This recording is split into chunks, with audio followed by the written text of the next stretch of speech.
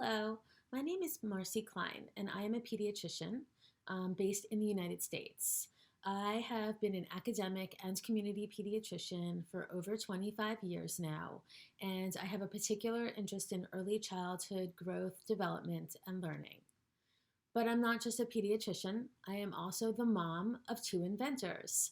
So my children have participated in the Invention Convention ever since they were in elementary school, but they've really been inventors since they were toddlers. So in our house, when they were growing up, we had very few toys that were bought from a store and almost no electronics. And our children were strongly encouraged to create and imagine their own toys out of simple materials that they had in the house, like cardboard, tape, crayons. And they were really encouraged strongly to create and design their own games and adventures.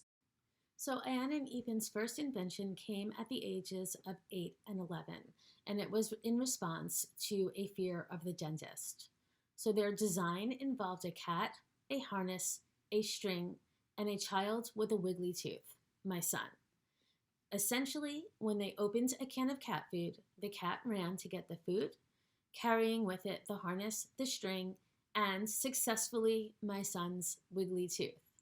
So when presented with a problem, my children used simple materials that they had in their home, a cat and a harness and some other materials, and they created a solution to a problem that they saw. I will say it was a very cost-effective solution and saved us a trip to the dentist.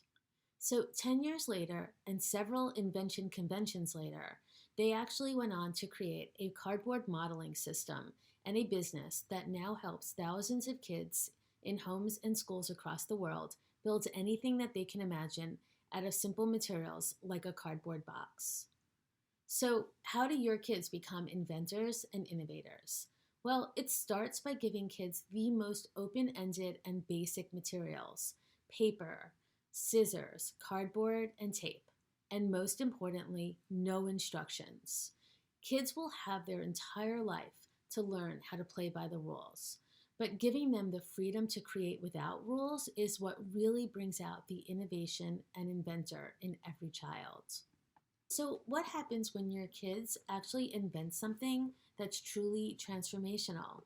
Well, what we have discovered growing our business over the last 3 years is that the inventor's mindset doesn't just make a kid an inventor, but it actually teaches them how to fail and how to manage setbacks and get up and try again until they succeed.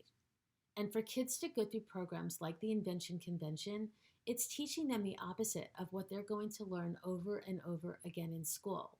It teaches them that getting things wrong is not a bad thing, but it's actually a necessary step in the pathway to success. And beyond the Invention Convention, these are skills that my kids can apply to anything that they do out in the world. They are able to accept failures and setbacks countless times in growing their business, but also in all facets of life. So as a pediatrician and a parent, I can't imagine a better experience for young children to grow up and learn how to become innovators and inventors. And I'm excited for you guys to start your journey with your children and hope that I have an opportunity to see what your kids create at the end of their adventure. Thanks.